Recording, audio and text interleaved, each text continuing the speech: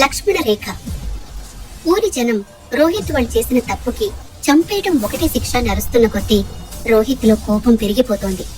Rohit, hero వేషాలు వేయటానికి ఇది కరెక్ట్ టైం కాదురా. వీళ్ల మూర్ఖత్వం మన మాటల్ని అర్థం చేసుకోదు. సైలెంట్ గా ఊరి పెద్ద చెప్పేది చేసి వెళ్లిపోదాం అని రోహిత్ ని కూల్ చేశాడు విక్కీ. ప్రాణభయంతో అరుస్తున్న ఊరి జనాన్ని చూస్తూ పైశాచిక ఆనందాన్ని పొందుతోంది అమూల్య. స్ట్రేంజ్ గా ఉన్న ఆమె కళ్ళను చూస్తూ భయపడుతున్నాడు చంద్ర. అతడి శరీరం అప్పటికే చెమటతో తడిచిపోయింది. 2 నిమిషాలు నిశ్శబ్దంగా ఉండండి అని చెయ్యి ముందుకు చాచి అరిచాడు బాలభద్రుడు. వెంటనే ఆ ప్రదేశమంతా సైలెంట్ గా అయిపోయింది. ముందు ఆ బావి దగ్గరికి వెళ్లి అసలేం జరిగిందో చూద్దాం, ఆ తరువాత ఏం చేయాలో ఆలోచిద్దాం అని తన మనసులో మాట పూజారి చెప్పడంతో అందరూ బావి దగ్గరికి వెళ్తారు. రోహిత్, చంద్ర, విక్కీ, అమూల్యతో పాటుగా ఆ ఊరి జనం బాలభద్రుణ్ణి అనుసరిస్తున్నారు. రోహిత్ బయటికి ధైర్యంగా కనిపిస్తున్నా లోపల ఎక్కడో తన వల్లే ఇదంతా జరిగిందా అనే ఒక ఆలోచన అతనిని ఇబ్బంది పెట్టడం మొదలుపెట్టింది. లేదు లేదు, అమాయకంగా ఉన్న వీళ్ల ముఖాలు చూసి మోసపోకూడదు. ఇదంతా ఏదో కుట్రలా ఉంది. ఈ ఊరి జనాల్లోనే కొందరేదో పన్నాగం పన్నుతున్నారనిపిస్తోంది అని మనసులో అనుకుంటూ ఏది ఏమైనా సరే మా మీద పడిన నిందని తుడిచేసుకోవాలి అని నిర్ణయించుకున్నాడు రోహిత్. 5 నిమిషాల తర్వాత వెంకటాపురం భవిష్యత్తు విరిగిపడిన బావి మూత ముక్కల రూపంలో భయంకరంగా కనపడుతోంది. ఊరి భగవంతుడా, ఊరికి మళ్లీ గ్రహణం పట్టిందా అని తల కొట్టుకుంటూ అన్నారు పూజారి గారు. అంటే అంటే మళ్లీ ఊరిలో శవాల వేట మొదలవబోతోందా అని భయంతో అరిచారు ఊరి జనం. పూజారి కొంచెం కష్టంగాని అవును అన్నట్టు తల ఊపాడు. ఆ శివంకి విముక్తి లభించింది అంటున్నారా పూజారి గారు అని ఆయన కళ్లలోకి సూటిగా చూస్తూ అడిగాడు బాలభద్రుడు. పూజారి గారు భయంతో ఏమీ సమాధానం చెప్పలేకపోయాడు. 25 ఏళ్ల క్రిందట జరిగింది మళ్లీ ఈ ఊర్లో జరగబోతోందా అని ఆవేశంగా అడిగాడు బాలభద్రుడు. అతని మాటల్లో ఆవేశం ఎంత కనిపిస్తోందో భయం కూడా అంతే కనిపిస్తోంది. ఎందుకంటే శివంగి తిరిగొస్తే ముందు బలయ్యేది అతడే కాబట్టి. బాలభద్రుడి భయాన్ని అర్థం చేసుకుని, ఇది అంతకంటే భయంకరమైనది బాబు, దీన్ని ఆపాలి అంటే మనం కొన్ని ప్రాయశ్చిత్తాలు చెయ్యాలి. అది తన శక్తిని మరింతగా పుంజుకోకముందే మనం దాన్ని ఆపాలి. ఈ రోజు రాత్రి రఘుని కాపాడుకోవడమే మన ముందున్న పెద్ద సవాల్. అందుకోసం కొన్ని ఏర్పాట్లు చెయ్యాలి. అంతకంటే ముందు అని చెప్తూ ఆగిపోయారు పూజారి గారు. అంతకంటే ముందు ఏంటో చెప్పండి పూజారి గారు అని కంగారుగా అడిగాడు బాలభద్రుడు. అంతకంటే ముందు నేను కొన్నింటి కోసం శక్తీకరణ జరిగిన ప్రదేశానికి వెళ్ళాలి. దేవదత్తుడు ఆ శివంగిని తన మంత్రాలతో బంధించినప్పుడు శక్తివంతమైన ఓ చెట్టు వేరుని ఒక పాత్రలో ఉంచి అందులో మట్టి నింపి శివంగి ఆత్మను అందులో బంధించాడు. అసలది ఇప్పుడు అక్కడ ఉందో లేదో చూడాలి అని ఏదో ఆలోచిస్తూ అన్నారు పూజారి గారు. అలాగే ముందు మనం చంద్ర ఇంకా అతని స్నేహితుల విషయం తేల్చాలి. వారు చేసింది కేవలం శిక్షతో పోయే పాపం కాదు అని కోపాన్ని కంట్రోల్ చేసుకుంటూ అన్నాడు బాలభద్రుడు. అతడి ఛాతీ కోపంతో రొప్పుతోంది. అప్పటి వరకు ఓపిక పట్టిన రోహిత్ ప్రపంచం అంతం అవ్వబోతోంది అన్నట్టుగా భయపడుతున్న ఊరి జనాన్ని చూస్తూ, అసలు మీరు ఏ ప్రపంచంలో బ్రతుకుతున్నారు అని ఆవేశంగా అరిచాడు. ఏంట్రా ఎక్కువ మాట్లాడుతున్నావు? నేను కూడా విదేశాల్లో చదువుకుని వచ్చిన వాణ్ణి. అంతా నీకే తెలుసు అనుకోకు. మనిషి మెదడికి అర్థం కాని విషయాలు చాలా ఉంటాయి. వాటిల్లో ఒకటే ఈ శివంగి అని పళ్ళు నూరుతూ చంద్ర వైపు తిరిగి, వీళ్లంతా సిటీ నుండి వచ్చారు కాబట్టి మన ఊరి కట్టుబాట్ల గురించి శివంగి గురించి తెలియదు. నువ్విక్కడి వాడివే కదా, నీకు బుద్ధి లేదా అని ప్రశ్నించాడు బాలభద్రుడు. అతడికి కోపం వస్తే ఏం జరుగుతుందో తెలిసిన చంద్ర వెంటనే అతడి కాళ్లపై పడిపోయి, చిన్నయ్య, నేను వీళ్ళకి పదే పదే చెప్తూనే ఉన్నాను. వీళ్ళసలు నా మాట వినలేదు. నన్ను క్షమించండయ్యా అని చేతులు కట్టుకుని ప్రాధేయపడ్డాడు. అప్పుడే సోమప్ప బావి వెనక వైపు ఏదో చూసి, చిన్నబాబు అని గట్టిగా అరిచాడు. భయంతో అతడి గుండెలు ఆగిపోయేలా కొట్టుకుంటున్నాయి. అందరూ భయంతో సోమప్ప దగ్గరకు వెళ్లి బావి వెనక చూసి ఒక్కసారిగా షాక్ అయ్యారు. బావిని ఆనుకుని కొన్ని పురుగులు ఆలీబాబా శవం చుట్టూ తిరుగుతూ చూసే వాళ్లకి చుకుప్స కలిగిస్తున్నాయి. అక్కడి నుంచి ముక్కు పుటాలు అదిరేలా వస్తున్న కుళ్ళు కంపుకి కడుపులో తిప్పి ఉన్న చోటనే వాంతి చేసుకున్నాడు విక్కీ. రోహిత్ అదంతా పట్టించుకునే స్థితిలో లేడు. ఆలీబాబా మరణం అతన్ని ఎమోషనల్ గా కుదిపేసింది. ముందు రోజు రాత్రి ఆలీబాబా బుక్కు తీసుకొచ్చిచ్చాడు. పాలు బిస్కెట్లు పెడితే ప్రేమగా తిన్నాడు. ఇప్పుడిలా శవంలా పడి ఉన్నాడు. రోహిత్ బాధ క్రమక్రమంగా కోపంగా మారిపోయింది. దీనికంతా కారణం మేమే అని మీరు అనుకుంటున్నారు కదా? సరే, మేము ఎక్కడికి వెళ్ళం. ఈ సమస్యకి పరిష్కారం తీసుకొచ్చి మీదంతా మూఢనమ్మకం అని నిరూపించి వెళ్తాం.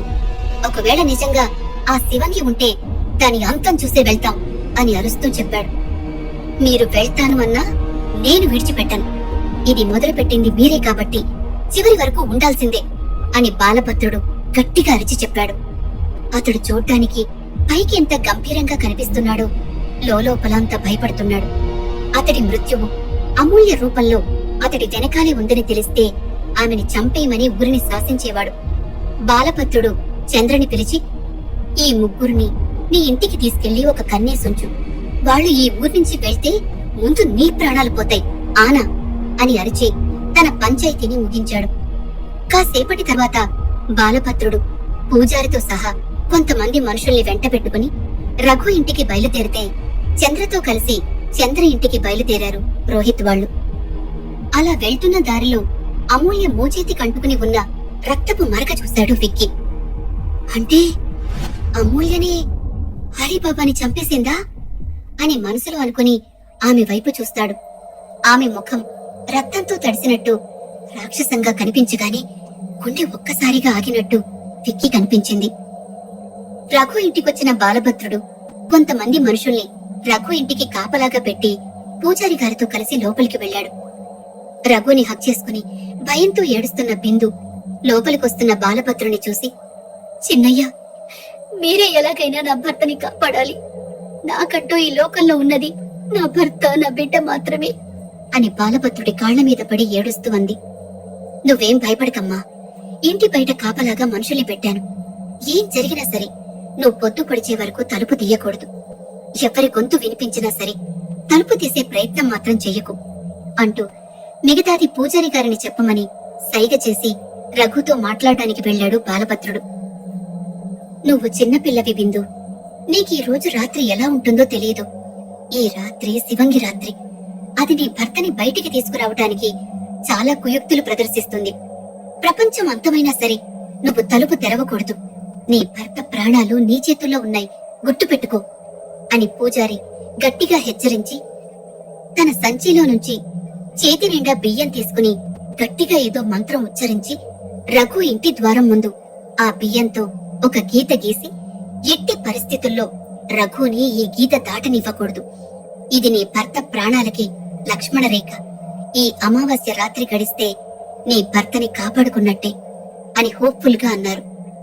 అలాగే స్వామి అని బిందు చెప్తుండగా బాలభద్రుడు రఘు కళ్లల్లోకి సూటిగా చూస్తూ, చూడు, ఇప్పుడు నీ ఇంటికి నువ్వే సైనికుడు కావాలి. నీ ప్రాణాలకు ఎంత ప్రమాదం ఉందో నీతో పాటు ఉన్న నీ భార్య పిల్లలకి కూడా అంతే ప్రమాదం ఉంది. నిన్ను నువ్వు కాపాడుకుంటూనే వాళ్ళని కూడా కాపాడాలి. నా మనుషులు మీ ఇంటి ముందు కాపలాగా ఉంటారు. భయపడకండి, ధైర్యంగా ఉండండి అని రఘుకి ధైర్యాన్ని నూరిపోసి ఆ ఇంటి నుంచి పూజారి గారితో బయటికి వచ్చేశాడు బాలభద్రుడు. రఘు ఇంటి తలుపులు మూసుకున్నాయి. వాళ్ళ ఇంటి ముందు బాలభద్రుడి బలగం పెరిగింది. పూజారి గారితో కలిసి ఇంటికి వెళ్తూ, ఇప్పుడు మన తక్షణ కర్తవ్యం ఏమిటి అని గంభీరంగా అడిగాడు బాలభద్రుడు. రఘు ప్రాణాల కన్నా మీ ప్రాణానికి ఎక్కువ ప్రమాదం ఉంది చిన్నయ్య. మీరు కూడా ఇంటి నుంచి బయటికి రావద్దు. నేనీ రాత్రికి ఊర్లో ఉండను, కాబట్టి మీరు మరింత జాగ్రత్తగా ఉండాలి అని అంటున్న పూజారి గారి వైపు అనుమానంగా చూస్తూ, ఎక్కడికి వెళ్తున్నారు అని అడిగాడు బాలభద్రుడు. చెప్పాను కదా చిన్నయ్య, శివంగిని వశీకరణ చేసిన ప్రదేశానికి వెళ్ళాలి అని అక్కడికే వెళ్తున్నాను. నాకు తెలిసి తిరిగి రావటానికి తెల్లవారిపోవచ్చు అని ఏదో ఆలోచిస్తూ అన్నారు పూజారి గారు. సరే అయితే నేను కూడా మీతో పాటే వస్తాను పదండి అంటూ ముందుకు అడుగు వేసిన బాలభద్రుడు చేయి పట్టుకుని, పిచ్చి పిచ్చిగా ఉందా చిన్నయ్య, కొరివి దగ్గరకు వస్తాను అంటున్నారు అని కళ్ళు పెద్దవి చేసి అంటున్న పూజారి గారి వైపు నిగ్రహంగా చూస్తూ, మీరు ఒక్కరే అక్కడికి వెళ్లడం కూడా ప్రమాదకరమే పూజారి గారు, నా మాట వినండి అని రిక్వెస్టింగ్ గా అన్నాడు బాలభద్రుడు. నా గురించి నేను చూసుకోగలను చిన్నయ్య, మీరు సోమప్పతో కలిసి జాగ్రత్తగా ఇంటికి వెళ్లిపోండి అని బాలభద్రుడి చెయ్యి సోమప్పకిచ్చి ఊరి పొలిమేర వైపు దారి తీశారు పూజారి గారు. నిస్సహాయ స్థితిలో వెళ్తున్న పూజారి వైపు చూస్తూ అక్కడే ఆగిపోయాడు బాలభద్రుడు. రాత్రయింది. రోహిత్ అయోమయంగా ఇంట్లో అటూ ఇటూ తిరుగుతున్నాడు. నువ్వెందుకు టెన్షన్ పడుతున్నావు? నీ వల్ల ఊరి జనం కదా టెన్షన్ పడాలి అని వెటకారంగా అన్నాడు చంద్ర. ఛీ, నోరు మీరా, నీకసలు మాట్లాడే అర్హత లేదు. ఇదంతా నీ వల్లే జరిగింది. ఆ పూజారి ముందు నోరు మూసుకుని ఉండుంటే ఇదంతా జరిగేది కాదు అని కోప్పడ్డాడు రోహిత్. ఎంత స్వార్థపరుడివిరా నువ్వు. ఊరంతా భయంతో చస్తుంటే నువ్వు మాత్రం మన గురించి ఊరికి తెలిసిపోయిందని గిల్టీగా ఫీల్ అవుతున్నావు అని కోపాన్ని కంట్రోల్ చేసుకుంటూ అన్నాడు చంద్ర. రే చంద్ర, వింటున్నాను కదా అని రెచ్చిపోకు. ఊర్లో మొదలైన అలజడికి కారణం మనం కాదు, మీ ఊరి వాళ్లే. ఎవరో ఇదంతా చేసి మన మీద వేస్తున్నారు. ఇది నిరూపించాకే నేనిక్కడి నుంచి వెళ్తాను అని కోపంగా చెప్తున్న రోహిత్ కి జుట్టు విరబోసుకుని అమాయకమైన చూపులతో స్ట్రేంజ్ గా కనిపించింది అమూల్య. కాకపోతే అమ్ముకి ఏమైనా జరుగుతుందేమోనని భయపడుతున్నాను అంటూ అమూల్యని దగ్గరికి తీసుకున్నాడు రోహిత్. రోహిత్, నాకేమీ కాదు. మన వల్ల ఇబ్బంది పడుతున్నా ఈ ఊరి ప్రజల్ని కాపాడే మనం ఇక్కడి నుంచి వెళ్దాం అని చెప్పి తన గది వైపు వెళ్తూ వెళ్తూ, నా పని పూర్తయ్యేంత వరకు మిమ్మల్ని వెళ్ళనివ్వను, ఈ ఊరిని ప్రశాంతంగా ఉండనివ్వను అని మనసులో రాక్షసంగా అనుకుంటూ పిశాచిలా నవ్వింది అమూల్య. వాళ్ళ మాటలు విన్న విక్కీ రోహిత్ దగ్గరకొచ్చి, అయితే ఇప్పుడేమంటావు అని అయోమయంగా అడిగాడు. ఇదంతా ఎవరు చేస్తున్నారో తెలియాలంటే మనం ఓపెన్ అయిన బావి దగ్గరికి వెళ్ళాలి. ఈ సమస్యకి పరిష్కారం అక్కడే దొరుకుతుందనిపిస్తోంది అని రోహిత్ అనగానే చంద్ర, విక్కీలు ఒక్కసారిగా షాక్ అయ్యారు. నీకేమైనా పిచ్చా? ఇప్పుడే కదా ఇంత జరిగింది, మళ్ళీ అక్కడికి వెళ్దామంటావేంటి? మనల్ని కనుక ఊరి జనం అక్కడ చూస్తే చంపి ఆ బావిలోనే పడేస్తారు. పైగా బాలభద్రుడి మనుషులు అక్కడ కాపలాగా ఉంటారు. ఈసారి తేడా అయితే మొదట చంపేది నన్నే అని ఆవేశంగా అరుస్తూ తన కోపాన్ని బయటపెట్టాడు చంద్ర. మరోవైపు పాతాళ బావి దగ్గర కాపలాగా ఉన్న బాలభద్రుడి మనుషులు సడన్ గా వాతావరణంలో వస్తున్న మార్పులకి భయపడుతున్నారు. ఒక్కొక్కడు 100 మందిని ఈజీగా చంపగలడు. అంత బలిష్టంగా ఉన్న వాళ్ళని కనిపించకుండా భయపెడుతోంది శివంగి. విపరీతమైన గాలికి స్పృహ తప్పి పడిపోయారు బాలభద్రుడి మనుషులు. చంద్ర భయాన్ని అర్థం చేసుకున్న రోహిత్ ఒక నిర్ణయానికి వస్తూ, సరే, నా వల్ల నీకెటువంటి ప్రాబ్లం రానివ్వను. అక్కడికి నేను ఒక్కడే ఒంటరిగా వెళ్తాను అని తన ఛాతిని వీరుడిలా చూపిస్తూ అన్నాడు. కన్ఫర్మ్, నీకు నిజంగా పిచ్చి పట్టింది రోహిత్. ఇంత రాత్రిపూట పాతాళ బావి దగ్గరికి వెళ్తావా? ప్రాణాల మీద ఆశ లేదా అని కోపంగా అడిగాడు చంద్ర. చూడు చంద్ర, నా కోసం కాకపోయినా అమూల్య కోసమైనా నేనక్కడికి వెళ్ళాలి. త్వరగా ఈ ప్రాబ్లం నుండి బయటపడితేనే గాని అమ్ముని సిటీకి తీసుకెళ్లి ట్రీట్మెంట్ చేయించలేము అని ఎమోషనల్ గా అనేసరికి చంద్ర ఆలోచనలో పడ్డాడు. ఎంత ఆలోచిస్తున్నా రోహిత్ తో పాటు పాతాళ బావి దగ్గరికి వెళ్లి సాహసం చేయలేకపోతున్నాడు చంద్ర. చూడు రోహిత్, ఆ శివంగి గురించి, పాతాళ బావి గురించి నాకు బాగా తెలుసు. అందుకే నేను ధైర్యం చేయలేకపోతున్నాను. కానీ నీ మీద నాకు నమ్మకం ఉంది.